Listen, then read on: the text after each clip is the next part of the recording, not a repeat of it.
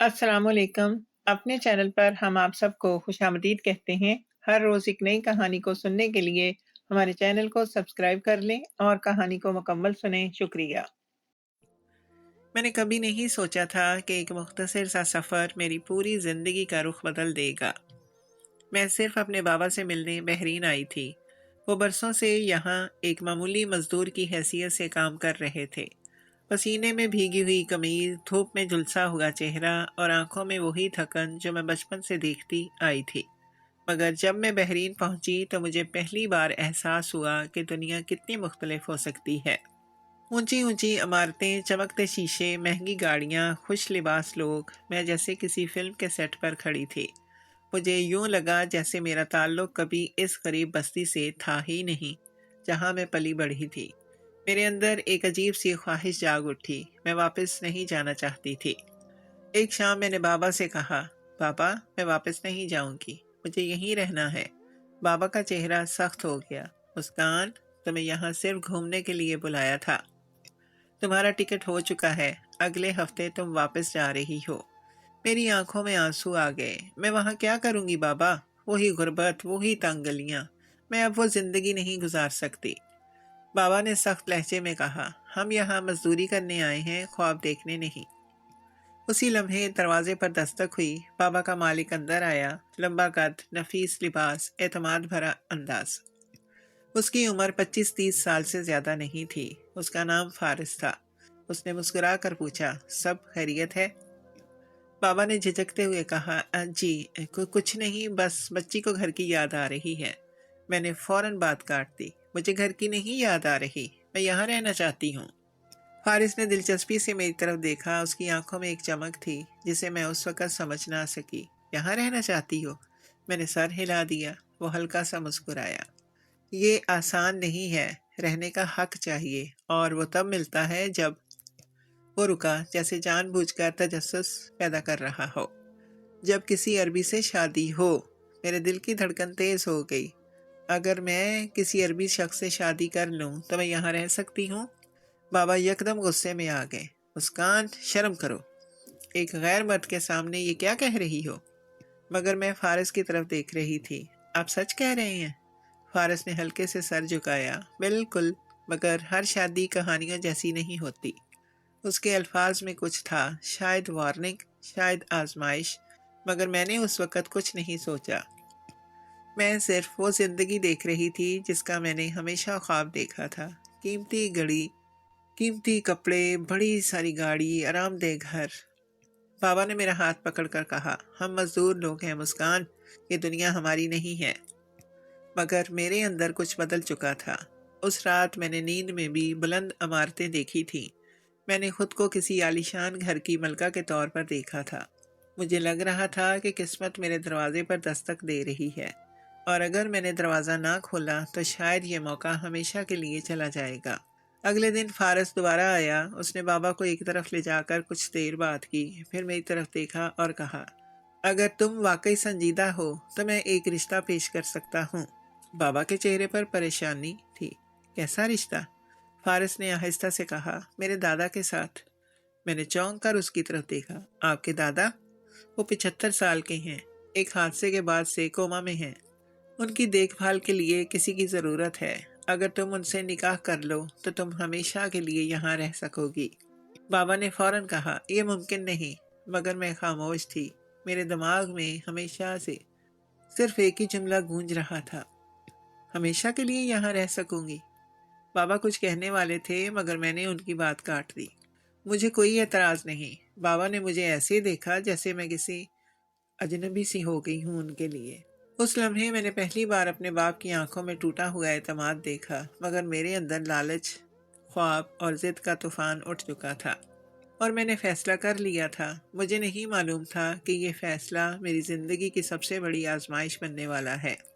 निकाह का दिन तय होने तक घर के अंदर एक अजीब सी खामोशी छा गई थी।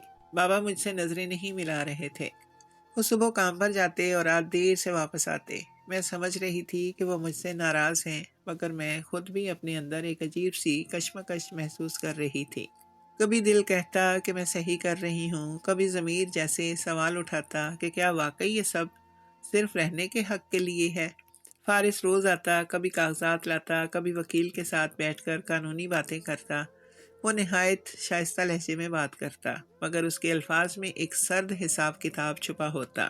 مسکان، یہ سب رسمی کارروائی ہے، تمہیں فکر کرنے کی ضرورت نہیں۔ تم بس دادا کی دیکھ بھال کرنا، باقی سب میں سنبھال لوں گا۔ بابا اکثر خاموش رہتے۔ ایک دن جب فارس چلا گیا تو بابا نے آہستہ سے کہا، تمہیں اندازہ بھی ہے تم کیا کرنے جا رہی ہو؟ وہ شخص ہوش میں نہیں ہے۔ تم اس کی بیوی بنو گی یا نرس؟ میں نے نظریں چرا لیں۔ بابا، کم از کم مجھے عزت سے رہنے کا حق تو مل جائے گا۔ بابا کی آواز بھاری ہو گئی۔ عزت خوابوں سے نہیں ملتی مسکان، عزت صبر سے ملتی ہے۔ میں نے پہلی بار محسوس کیا کہ شاید میں جلدی میں ہوں، مگر اب پیچھے ہٹنا میرے لیے کمزوری ہوتا۔ میں نے خود کو سمجھایا کہ یہ قربانی وقتی ہے، بدلے میں مجھے وہ زندگی ملے گی جس کا میں نے ہمیشہ خواب دیکھا تھا۔ چند دن بعد فارس نے ہمیں محل نما گھر دکھانے کے لیے بلایا۔ جیسے ہی ہم گیٹ کے اندر داخل ہوئے، میری سانس رک گئی۔ سنگ مرمر کی سیڑھیاں، لمبے کھجور کے درخت، فوارے جن کا پانی دھوپ میں چمک رہا تھا۔ میں نے کبھی ایسا منظر قریب سے نہیں دیکھا تھا۔ بابا خاموش تھے، مگر ان کی آنکھوں میں تشویش صاف دکھائی دے رہی تھی۔ ہم اندر داخل ہوئے تو دیواروں پر سونے کی کاریگری، اونچی چھتوں سے لٹکتے فانوس اور نرم قالینوں کی خوشبو نے مجھے ایک لمحے کے لیے سب کچھ بھلا دیا۔ فارس نے مسکرا کر کہا، یہ تمہارا گھر ہوگا۔ میرا دل زور سے دھڑکا۔ میرا؟ ہاں، جب نکاح ہو جائے گا۔ ہم ایک لمبے کوریڈور سے گزرتے ہوئے ایک بڑے کمرے کے سامنے رکے۔ فارس نے دروازہ کھولا۔ اندر مشینوں کی ہلکی آواز گونج رہی تھی۔ میں نے احتیاط سے قدم رکھا۔ بڑے بستر پر ایک بوڑھا شخص لیٹا تھا، چہرہ کمزور، جسم پر پٹیاں، سانس لینے والی مشینیں اطراف میں لگی ہوئی، آنکھیں نیوا مگر خالی سی۔ یہ شیخ عبداللہ ہیں، فارس نے سنجیدگی سے کہا۔ پچھلے 10 سال سے کومے میں ہیں۔ ڈاکٹر کہتے ہیں کہ امید کم ہے مگر زندگی باقی ہے۔ میں کچھ لمحے خاموش کھڑی رہی۔ میرے خوابوں کے محل کے بیچوں بیچ ایک خاموش بے جان وجود پڑا تھا۔ یہ وہ حقیقت تھی جس کا میں نے اندازہ نہیں لگایا تھا۔ بابا نے سخت لہجے میں کہا، یہ شادی نہیں، سودا ہے۔ فارس نے تحمل سے جواب دیا، نہیں چچا، یہ معاہدہ ہے۔ مسکان کو رہنے کا حق ملے گا، شیخ کو خدمت ملے گی، دونوں کو فائدہ ہوگا۔ میں بستر کے قریب گئی، بوڑھے کے ہاتھ پر نظر پڑی، چھریوں سے بھرا ہوا، کمزور مگر کسی زمانے میں شاید طاقتور رہا ہوگا۔ اچانک میرے دل میں ہلکی سی ہمدردی جاگی۔ فارس نے کہا، نکاح سادہ ہوگا، چند گواہ، وکیل اور قانونی دستاویزات۔ بابا نے آخری بار مجھے دیکھا، ابھی بھی وقت ہے مسکان۔ میں نے آہستہ سے کہا، میں تیار ہوں۔ نکاح کا دن آیا تو سب کچھ غیر معمولی حد تک خاموش تھا۔ چند افراد موجود تھے، قاضی نے رسمی سوال پوچھے، میری آواز کانپ رہی تھی، مگر میں نے قبول ہے کہہ دیا 3 بار۔ اسی لمحے میں نے محسوس کیا جیسے میری پرانی زندگی پیچھے رہ گئی ہو۔ بابا نکاح کے فوراً بعد چلے گئے۔ انہوں نے مجھ سے کچھ نہیں کہا، بس ایک لمحے کے لیے میرا سر چوم کر باہر نکل گئے۔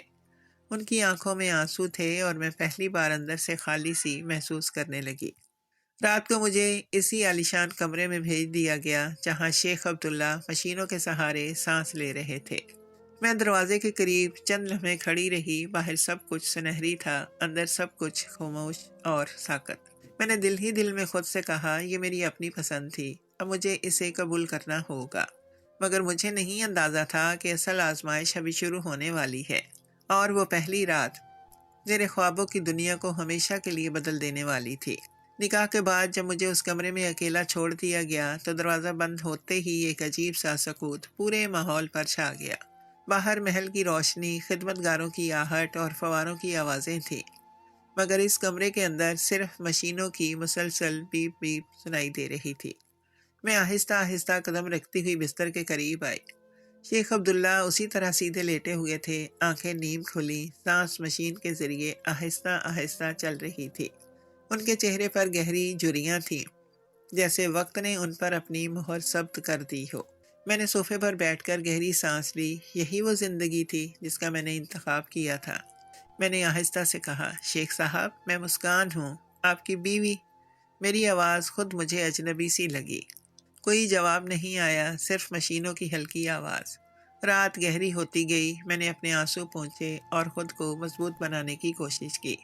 یہ سب وقتی ہے، مجھے صرف خدمت کرنی ہے بس۔ مگر جیسے جیسے وقت گزرتا گیا کمرے کی خاموشی بھاری ہوتی گئی۔ مجھے محسوس ہوا جیسے کوئی مجھے دیکھ رہا ہو۔ میں نے چونک کر بستر کی طرف دیکھا۔ شیخ کی آنکھیں اسی طرح چھت کی طرف تھیں، مگر ایک لمحے کے لیے مجھے لگا جیسے ان کی پلک ہلکی سی جنبش کر گئی ہو۔ میں فوراً کھڑی ہو گئی۔ کیا آپ سن سکتے ہیں؟ کوئی رد عمل نہیں۔ میں نے اپنے آپ کو سمجھایا کہ یہ میرا وہم ہے، شاید تھکن کی وجہ سے ایسا محسوس ہو رہا ہو۔ میں صوفے پر لیٹ گئی، مگر نیند آنکھوں سے کوسوں دور تھی۔ آدھی رات کے قریب نہ جانے کب میری آنکھ لگ گئی۔ اچانک مجھے شدید ٹھنڈک کا احساس ہوا، جیسے کمرے کی ہوا بدل گئی ہو۔ میں نے آنکھ کھولی تو دل زور سے دھڑکنے لگا۔ بستر خالی تھا، مشینوں کی آواز بند ہو چکی تھی۔ میں نے جھٹکے سے اٹھ کر ادھر ادھر دیکھا۔ نہیں، یہ ممکن نہیں۔ میں بستر کے قریب گئی، تکیہ خالی تھا، کمبل ایک طرف پڑا تھا۔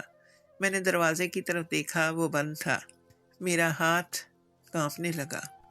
یہ کیسے ہو سکتا ہے؟ وہ تو خود سے حرکت بھی نہیں کر سکتے۔ میں نے ہمت کر کے کمرے کا دروازہ کھولا۔ کوریڈور سنسان تھا۔ دور کہیں گھڑی کی ٹک ٹک سنائی دے رہی تھی۔ میں تیزی سے ادھر ادھر دیکھنے لگی۔ کوئی ہے؟ کوئی جواب نہیں۔ میں واپس کمرے کی طرف بھاگی۔ دل میں خوف کی ایسی لہر تھی کہ سانس لینا مشکل ہو رہا تھا۔ جیسے ہی میں اندر داخل ہوئی میرے قدم وہیں رک گئے۔ شیخ عبداللہ دوبارہ بستر پر لیٹے تھے۔ مشینیں چل رہی تھی، سب کچھ ویسا ہی تھا جیسے پہلے تھا۔ میں نے آنکھیں مسلیں۔ یہ میں نے کیا دیکھا؟ میں آہستہ آہستہ بستر کے قریب گئی۔ ان کے چہرے پر وہی سکون تھا، مگر اس بار مجھے صاف واضح محسوس ہوا کہ ان کی آنکھیں میری طرف ہیں۔ میرا گلا خشک ہو گیا۔ آپ کہاں گئے تھے؟ کوئی جواب نہیں۔ میں نے ان کا ہاتھ چھوا، وہ ٹھنڈا تھا، مگر نبض چل رہی تھی۔ میں پیچھے ہٹ گئی اور صوفے پر بیٹھ گئی۔ پورا جسم کانپ رہا تھا۔ رات باقی حصے میں نے آنکھ نہیں جھپکی۔ میں مسلسل بستر کو دیکھتی رہی۔ کبھی مجھے لگتا وہ ہل رہے ہیں، کبھی لگتا سب کچھ نارمل ہے۔ صبح ہونے پر نرس آئی۔ میں نے ہچکچاتے ہوئے پوچھا، رات کو کوئی آیا تھا؟ نرس نے حیرانی سے کہا، نہیں میڈم، یہاں رات کو کوئی نہیں آتا، آپ اکیلی تھیں۔ میں خاموش ہو گئی۔ کیا واقعی یہ میرا وہم تھا؟ اسی دن فارس آیا۔ اس نے حسب معمول مسکرا کر پوچھا، پہلی رات کیسی گزری؟ اس کے لہجے میں عجیب سا طنز تھا۔ میں نے نظریں چرا لیں۔ سب ٹھیک تھا۔ وہ چند لمحے مجھے دیکھتا رہا جیسے کچھ جانچ رہا ہو۔ اگر کبھی ڈر لگے تو مجھے بتا دینا۔ مجھے اس کی مسکراہٹ میں ایک سرد پن محسوس ہوا، جیسے وہ سب کچھ جانتا ہو۔ اگلی رات میں نے فیصلہ کیا کہ جاگتی رہوں گی۔ میں دیکھنا چاہتی تھی کہ حقیقت کیا ہے۔ مشینوں کی آواز گونج رہی تھی، گھڑی کی سوئیاں آہستہ آہستہ آگے بڑھ رہی تھیں۔ 12 بجے، 1 بجے، اچانک کمرے کی ہوا پھر ٹھنڈی ہو گئی۔ میں نے بستر کی طرف دیکھا اور میرا دل حلق میں آ گیا۔ شیخ عبداللہ کی انگلی ہل رہی تھی۔ میں نے سانس روک لی۔ کیا وہ واقعی کومے میں تھے، یا اس محل میں کچھ ایسا تھا جو میری سمجھ سے باہر تھا؟ اس رات میں نے فیصلہ کیا کہ میں سچ جان کر رہوں گی، چاہے اس کے لیے مجھے اپنے سب سے بڑے خوف کا سامنا ہی کیوں نہ کرنا پڑا۔ اور مجھے اندازہ نہیں تھا کہ یہ راز میری زندگی کی سمت ہمیشہ کے لیے بدلنے والا ہے۔ اگلی رات میں نے خود سے وعدہ کیا کہ میں آنکھ نہیں جھپکوں گی۔ میں حقیقت جاننا چاہتی تھی۔ کمرے کی تمام روشنیاں مدھم تھیں، صرف مشینوں کی سبز اور نیلی لائٹس دیواروں پر عجیب سائے بنا رہی تھیں۔ میں صوفے کی بجائے اس بار بستر کے قریب ایک کرسی رکھ کر بیٹھ گئی۔ میری نظریں مسلسل شیخ عبداللہ کے چہرے پر جمی ہوئی تھیں۔ گھڑی کی سوئیاں آہستہ آہستہ آگے بڑھ رہی تھیں۔ 12 بجے، 1 بجے، پھر 2 بج گئے۔ ہر گزرتا لمحہ میرے اعصاب کو مزید کھینچ رہا تھا۔ اچانک وہی ٹھنڈی ہوا۔ میں نے چونک کر ارد گرد دیکھا۔ کھڑکیاں بند تھیں، اے سی پہلے جیسا ہی چل رہا تھا، مگر فضا میں ایک عجیب سی تبدیلی تھی، جیسے کمرے کی سانس رک گئی ہو۔ میں نے دوبارہ شیخ کی طرف دیکھا۔ ان کی پلکیں ہلیں۔ اس بار میں نے واضح دیکھا۔ میری سانس رک گئی۔ کرسی سے اٹھ کھڑی ہوئی اور بستر کے قریب جھک گئی۔ شیخ صاحب، ان کی آنکھیں آہستہ آہستہ میری طرف مڑی۔ میرے جسم میں سنسنی دوڑ گئی۔ وہ 10 سال سے کومے میں تھے، سب یہی کہتے تھے، مگر اس لمحے ان کی آنکھوں میں ایک شعور تھا، ایک بیداری تھی۔ میں پیچھے ہٹ گئی۔ دل تیزی سے دھڑک رہا تھا۔ آپ سن سکتے ہیں؟ ان کی آنکھوں کے کنارے سے ایک آنسو بہہ نکلا۔ میں ساکت رہ گئی۔ وہ آنسو میرے تمام خوف پر بھاری تھا۔ اس میں درد تھا، التجا تھی، جیسے کوئی قید میں بند ہو اور بول نہ پا رہا ہو۔ میں نے ہمت کر کے ان کا ہاتھ تھاما۔ اگر آپ سن سکتے ہیں تو انگلی ہلائیں۔ چند لمحوں تک کچھ نہ ہوا، پھر بہت آہستگی سے ان کی انگلی نے ہلکی سی جنبش کی۔ میں نے چونک کر ہاتھ چھوڑ دیا۔ یہ خواب نہیں تھا، یہ حقیقت تھی۔ میری آنکھوں میں آنسو آ گئے۔ آپ زندہ ہیں، ہوش میں ہیں، مگر بول نہیں سکتے۔ ان کی آنکھیں ایک بار جھپکی۔ میں نے کرسی دوبارہ کھینچ کر بستر کے قریب کر دی۔ ڈریے نہیں، میں آپ کو نقصان نہیں پہنچاؤں گی۔ میرے دل میں خوف کی جگہ اب ہمدردی نے لے لی تھی۔ یہ بوڑھا شخص قید تھا، اپنے ہی جسم کی قید میں۔ اسی لمحے دروازے کے باہر ہلکی سی آہٹ ہوئی۔ میں فوراً چونک گئی۔ دروازہ بند تھا، مگر جیسے کوئی باہر کھڑا ہو۔ میں نے چند قدم پیچھے ہٹ کر دروازے کی طرف دیکھا۔ خاموشی۔ چند لمحے بعد ہینڈل ہلکا سا ہلا، پھر رک گیا۔ میرے ہاتھ ٹھنڈے ہو گئے۔ کیا ہمیں کوئی دیکھ رہا تھا؟ میں نے آہستہ سے دروازہ کھولا۔ کوریڈور سنسان تھا، مگر دور کونے پر سایہ سا ہلتا دکھائی دیا، جیسے کوئی ابھی مڑا ہو۔ میں واپس کمرے میں آئی۔ شیخ عبداللہ کی آنکھیں پھر چھت کی طرف تھیں۔ مشینوں کی آواز معمول کے مطابق چل رہی تھی، جیسے ابھی کچھ ہوا ہی نہ ہو۔ مگر میں جان چکی تھی، وہ سن سکتے تھے، سمجھ سکتے تھے۔ میں بستر کے قریب بیٹھی اور دھیرے سے بولی، کیا آپ کو خطرہ ہے؟ ان کی آنکھوں سے ایک اور آنسو بہا۔ میرے ذہن میں فارس کا چہرہ ابھرا، اس کی مسکراہٹ، اس کا طنزیہ انداز، اس کا بار بار رات کے بارے میں پوچھنا۔ اچانک مجھے ایک اور بات یاد آئی۔ وہ بار بار کہتا تھا کہ اگر اسے ڈر لگے تو اسے بتا دیا جائے۔ کیوں؟ کیا وہ جانتا تھا کہ رات کو کچھ ہوتا ہے؟ میری نظر مشینوں پر گئی۔ میں نے غور سے دیکھا، ایک تار غیر معمولی زاویے پر لگی ہوئی تھی، جیسے جلدی میں لگائی گئی ہو۔ میں نے ہمت کر کے اسے ہاتھ لگایا۔ اسی لمحے مشین کی اسکرین پر ہلکی سی جھلک آئی، پھر سب نارمل۔ میرے دل میں شک کی پہلی چنگاری بھڑک اٹھی۔ کیا واقعی سب کچھ ویسا تھا جیسا بتایا گیا تھا، یا یہاں کوئی کھیل کھیلا جا رہا تھا؟ اگلی صبح فارس آیا۔ اس کی آنکھیں ہمیشہ کی طرح پرسکون تھیں۔ مسکان، تم ٹھیک ہو؟ تم کچھ پریشان لگ رہی ہو۔ میں نے اس کی آنکھوں میں جھانکا۔ کیا آپ کے دادا واقعی 10 سال سے کومے میں ہیں؟ وہ ایک لمحے کو رکا، پھر مسکرا دیا۔ ڈاکٹر یہی کہتے ہیں۔ اور آپ؟ اس نے ہلکی سی ہنسی کے ساتھ کہا، میں ڈاکٹر نہیں ہوں۔ مگر اس کے لہجے میں کچھ چھپا ہوا تھا۔ اسی رات میں نے فیصلہ کیا کہ میں جاگتی رہوں گی، اور اگر کچھ ہوگا تو اس کا ثبوت حاصل کروں گی۔ میں اب ڈری ہوئی دلہن نہیں تھی، میں سچ کی تلاش میں تھی، اور مجھے اندازہ نہیں تھا کہ یہ سچ اس محل کی بنیادیں ہلا دے گا۔ اس رات میں نے کمرے کی لائٹس مکمل بند نہیں کی، ایک مدھم چراغ جلتا چھوڑ دیا تاکہ سائے واضح دکھائی دیں۔ میں نے موبائل بھی اپنے قریب رکھا، طے کیا کہ اگر کچھ غیر معمولی ہوا تو میں ثبوت ریکارڈ کروں گی۔ دل میں خوف تھا، مگر اس سے بڑا تجسس تھا۔ گھڑی نے 12 بجائے۔ میں بستر کے قریب بیٹھی تھی۔ شیخ عبداللہ خاموش لیٹے تھے، آنکھیں نیموا۔ مشینوں کی ہلکی بیپ بیپ ماحول کو اور سنجیدہ بنا رہی تھی۔ 1 بجا۔ کمرے کی فضا پھر اچانک بدل گئی۔ وہی ٹھنڈک، وہی عجیب سا سناٹا۔ میں نے موبائل کا کیمرہ آن کر دیا اور بستر کی طرف مرکوز کر دیا۔ چند لمحوں تک کچھ نہ ہوا، پھر مشین کی اسکرین ہلکی سی جھلملائی۔ میں نے سانس روک لی۔ اچانک مشین کی آواز بند ہو گئی، بستر خالی تھا۔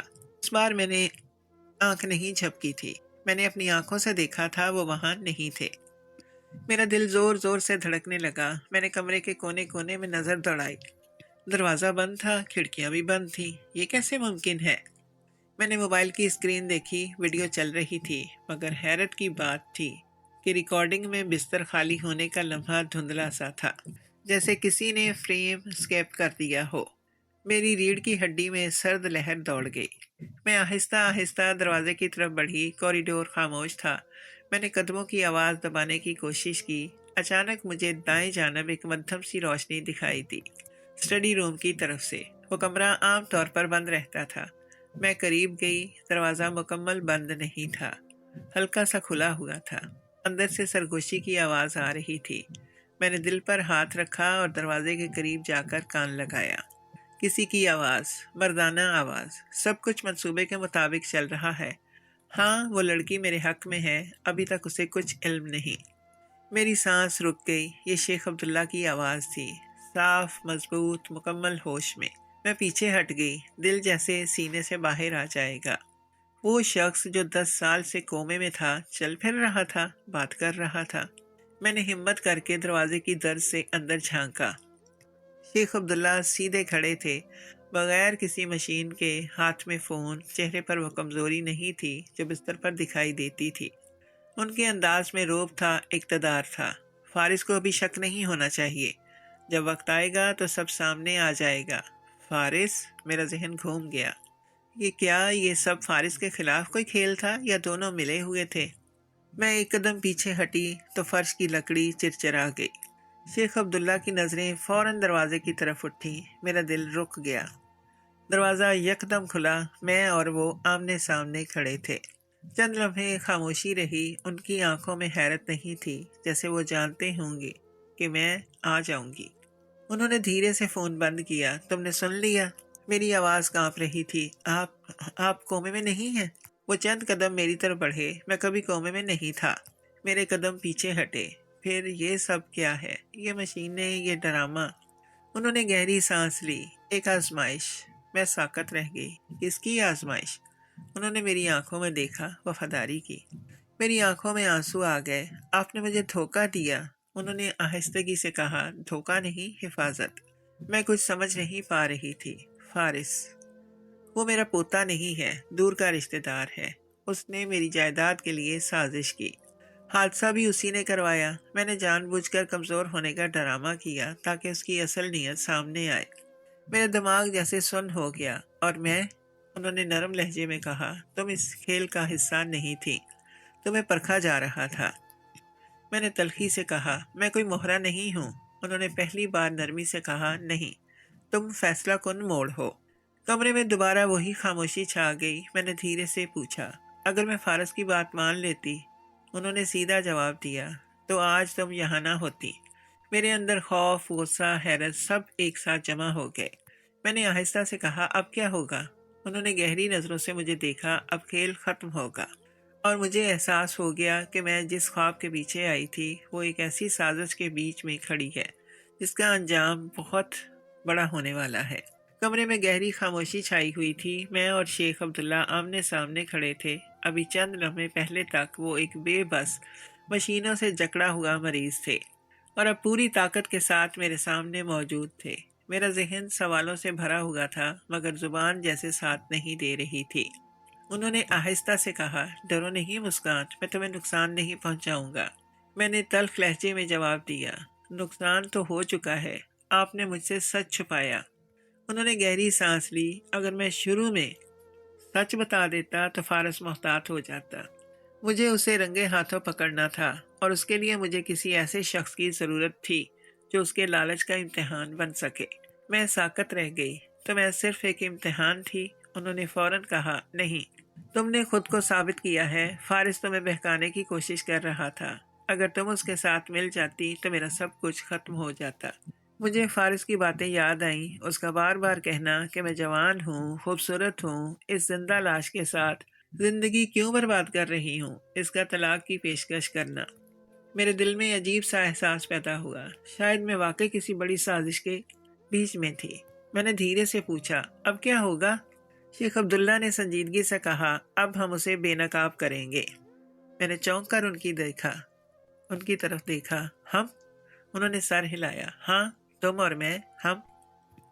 میں چند لمحے خاموش رہی۔ اندر کہیں خوف تھا کہ اگر فارس کو شک ہو گیا تو وہ کیا کرے گا، مگر دوسری طرف ایک عزم بھی تھا، میں اب مزید مہرہ نہیں بننا چاہتی تھی۔ شیخ نے میز کی دراز کھولی اور چند فائلیں نکالیں۔ یہ وہ دستاویزات ہیں جن میں فارس نے غیر قانونی ٹرانسفر کیے ہیں۔ اس نے سمجھا کہ میں بے ہوش ہوں، مگر میں سب سن رہا تھا۔ اس نے وکیلوں کو خریدنے کی کوشش کی، میرے دستخط جعلی بنائے اور تمہیں بھی استعمال کرنا چاہا۔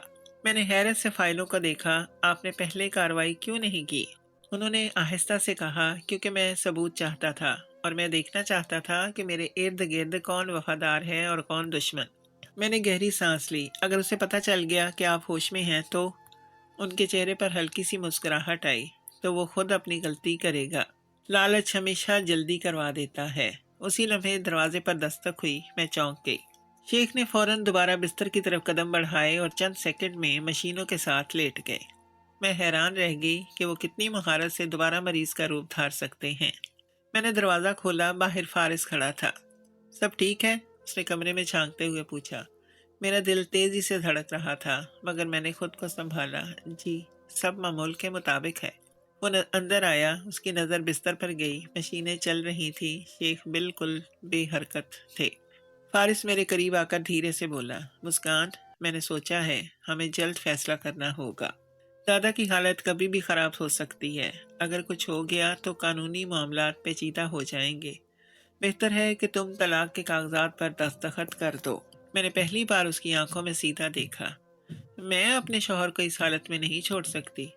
اس کے چہرے پر ایک لمحے کے لیے ناگواری آئی، مگر اس نے فوراً مسکراہٹ اوڑھ لی۔ تم بہت جذباتی ہو، مگر یہ دنیا جذبات سے نہیں چلتی، میں نے پرسکون لہجے میں کہا، اور دھوکے سے بھی نہیں۔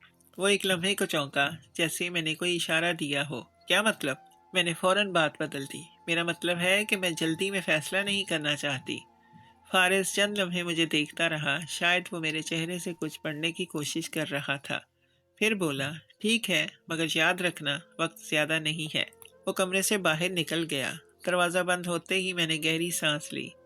چند لمحے بعد شیخ عبداللہ دوبارہ اٹھ بیٹھے۔ دیکھا؟ انہوں نے کہا، وہ بے چین ہو رہا ہے، یہی وقت ہے۔ میں نے ہمت جمع کی۔ کیا کرنا ہوگا؟ انہوں نے سنجیدگی سے کہا، کل صبح میں سب کے سامنے حقیقت ظاہر کروں گا، مگر اس سے پہلے مجھے تمہاری مکمل حمایت چاہیے۔ میں نے چند لمحے سوچا، یہ فیصلہ صرف دولت یا محل کا نہیں تھا، یہ سچ اور جھوٹ کے درمیان کھڑے ہونے کا تھا۔ میں نے مضبوط آواز میں کہا، میں آپ کے ساتھ ہوں۔ ان کی آنکھوں میں پہلی بار حقیقی سکون دکھائی دیا، مگر مجھے اندازہ نہیں تھا کہ اگلی صبح اس محل میں ایسا طوفان اٹھنے والا ہے جو سب کچھ بدل دے گا۔ اگلی صبح محل کی فضا معمول سے مختلف تھی۔ مجھے ایسا محسوس ہو رہا تھا جیسے دیواریں بھی کسی آنے والے طوفان سے باخبر ہوں۔ میں نے رات بھر آنکھ نہیں جھپکی تھی، ذہن میں ایک ہی سوال گونج رہا تھا، کیا واقعی آج سب کچھ بدل جائے گا؟ شیخ عبداللہ نے صبح ہوتے ہی دوبارہ بستر پر کمزور مریض کا روپ دھار لیا۔ مشینیں آن، آنکھیں نیوا، جسم بے حرکت۔ اگر میں خود سچ نہ جانتی ہوتی تو شاید کبھی یقین نہ کرتی کہ وہ مکمل ہوش میں ہیں۔ تقریباً 10 بجے فارس حسب معمول مسکراتے ہوئے اندر آیا۔ اس کے ساتھ ایک وکیل بھی تھا، ہاتھ میں فائل تھی۔ گڈ مارننگ مسکان، اس نے نرمی سے کہا، ہمیں کچھ ضروری کاغذات پر بات کرنی ہے۔ میں نے پرسکون انداز میں سر ہلا دیا۔ وہ بستر کے قریب گیا اور ایک نظر شیخ پر ڈالی۔ دادا جان کی حالت ویسی ہی ہے، شاید زیادہ وقت نہیں ہے۔ اس کے لہجے میں دکھ سے زیادہ حساب کتاب تھا۔ وکیل نے فائل کھولی۔ میڈم، اگر آپ یہاں دستخط کر دیں تو جائیداد کی منتقلی کا عمل آسان ہو جائے گا۔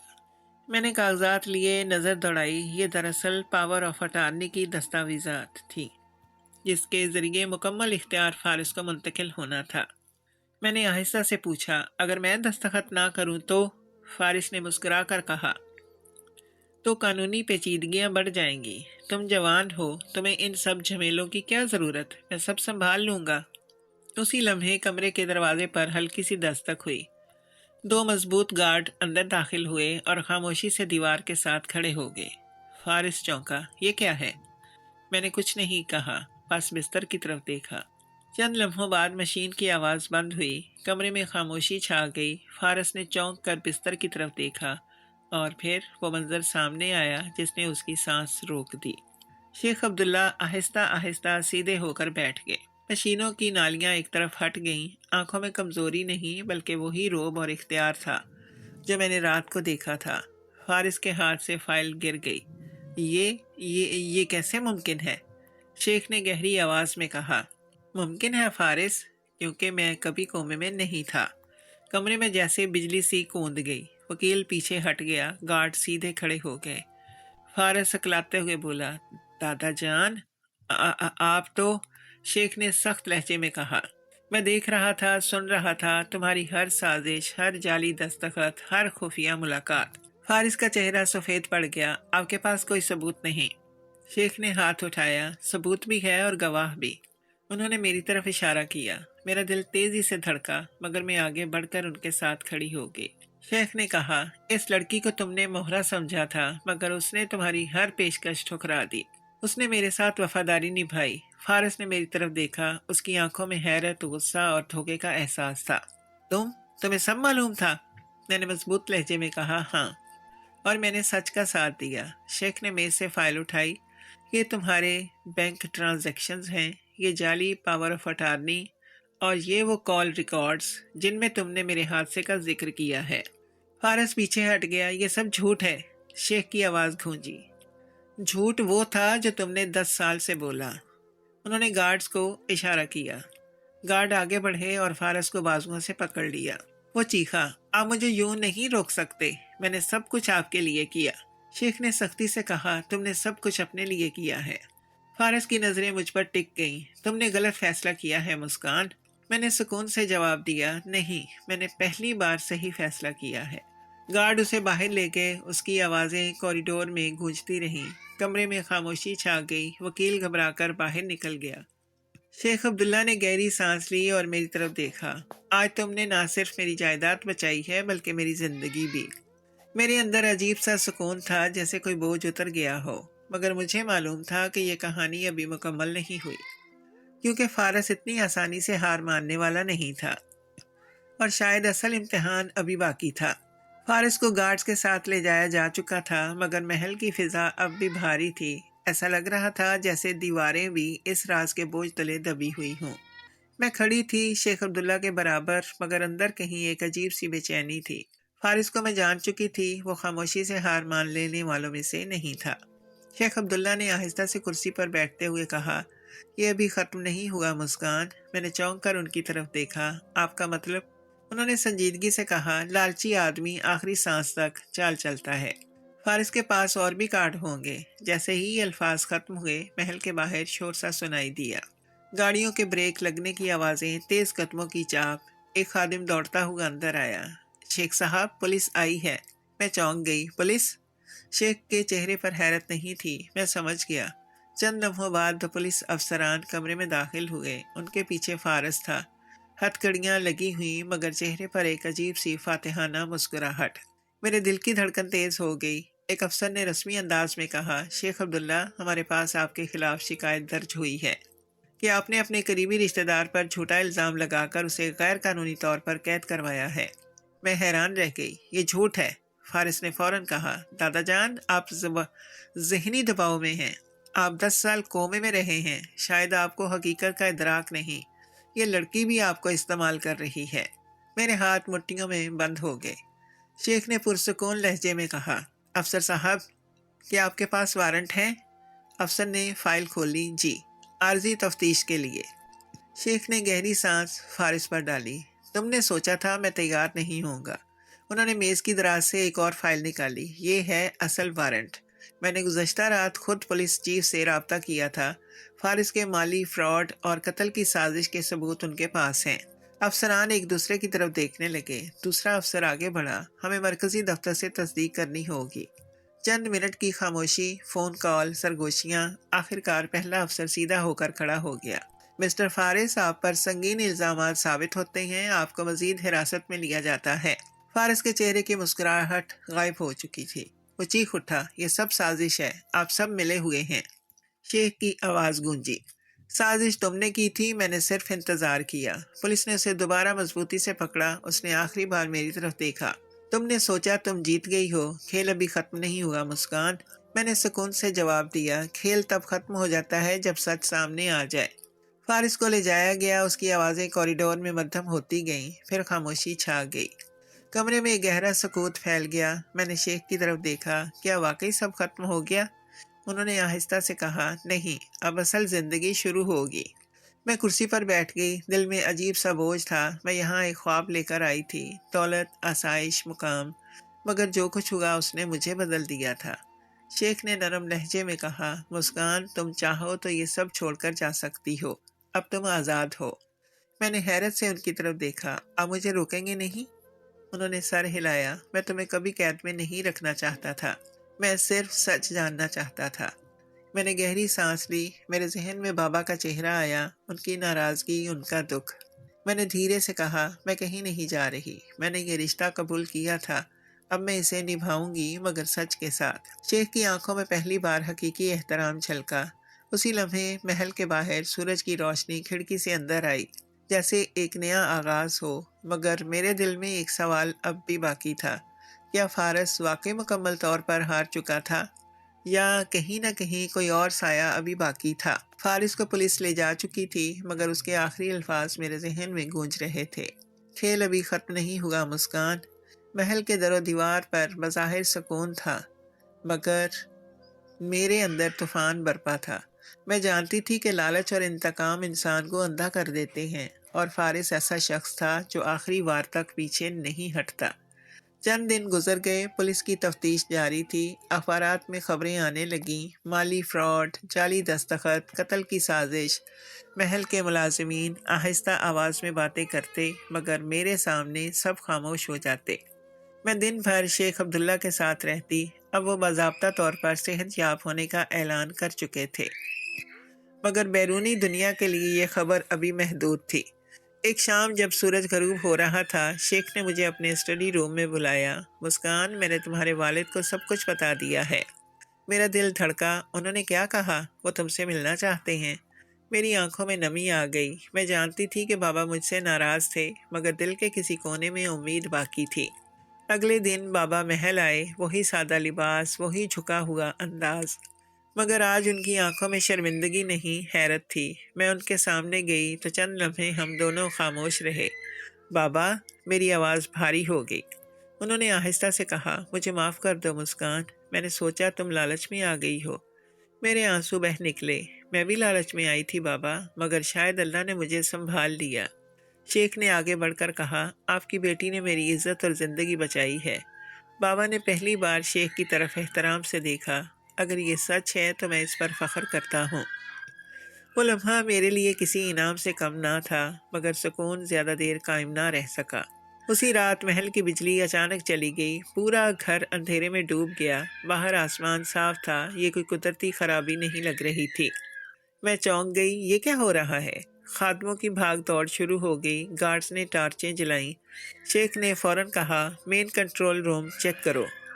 میں ان کے ساتھ کوریڈور کی طرف بڑھی ہی تھی کہ اچانک پچھلے دروازے کی طرف سے دھماکے کی آواز آئی۔ میرا دل کانپ گیا۔ گارڈز دوڑتے ہوئے اس سے مت گئے۔ کچھ لمحوں بعد چیخو پکار سنائی تھی، کوئی اندر گھس آیا ہے۔ میری سانس رک گئی۔ فارس! شیخ کی آنکھوں میں سختی آ گئی۔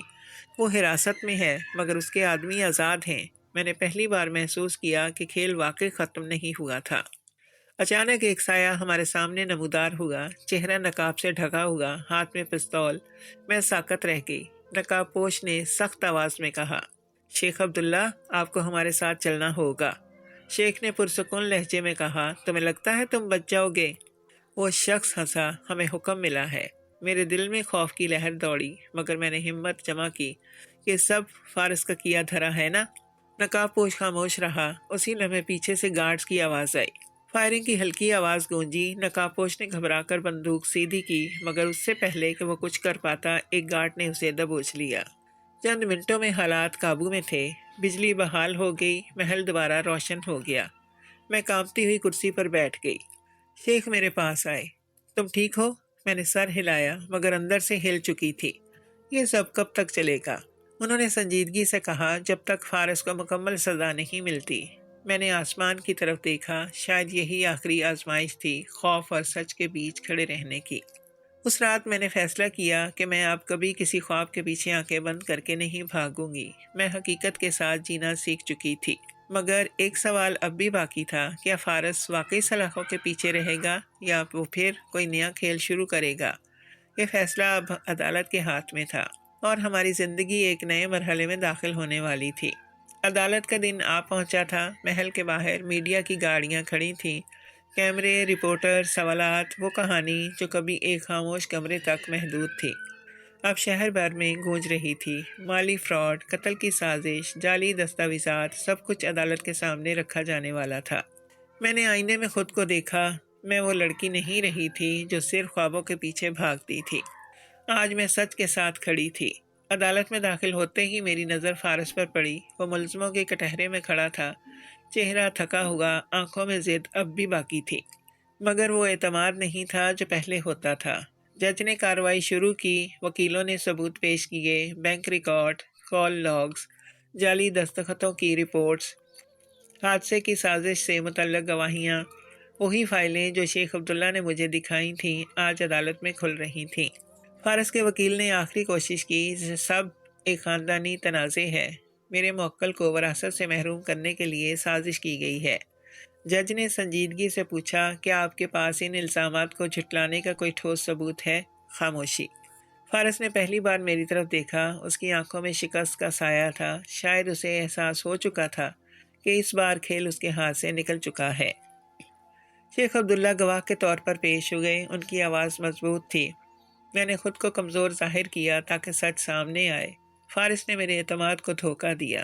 پھر میری باری آئی، میں نے گہری سانس لی اور کٹہرے میں کھڑی ہو گئی۔ میں یہاں کسی دولت کے لیے نہیں کھڑی، میں نے غلطی کی تھی کہ لالچ میں آ کر یہ رشتہ قبول کیا، مگر میں نے سچ کا ساتھ دیا۔ فارس نے مجھے بھی استعمال کرنے کی کوشش کی۔ عدالت میں مکمل خاموشی تھی۔ جج نے طویل سماعت کے بعد فیصلہ سنایا۔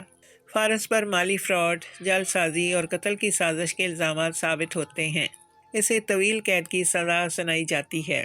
ہتھوڑے کی آواز گونجی، سب کچھ ختم ہو گیا۔ فارس کو لے جایا گیا، اس نے پیچھے مڑ کر نہیں دیکھا۔ عدالت سے باہر نکلتے وقت میرے دل میں عجیب سا سکون تھا، مگر ساتھ ہی ایک گہری تھکن بھی۔ یہ سب کسی خواب کی طرح تھا، ایک ایسا خواب جو لالچ سے شروع ہوا اور سچ پر ختم ہوا۔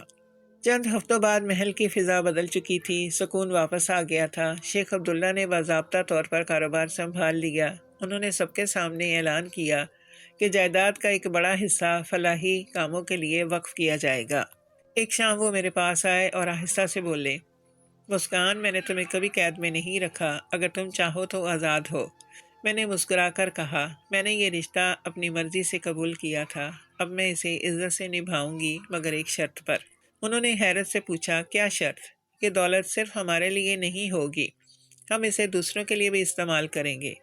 ان کی آنکھوں میں فخر چھلکا، یہی وجہ ہے کہ میں نے تمہیں ملکہ کہا تھا۔ میں نے کھڑکی سے باہر دیکھا، وہی محل، وہی باغ، وہی فوارے، مگر آج یہ سب مختلف لگ رہا تھا، کیونکہ اب یہ صرف آسائش نہیں تھے، ذمہ داری تھے۔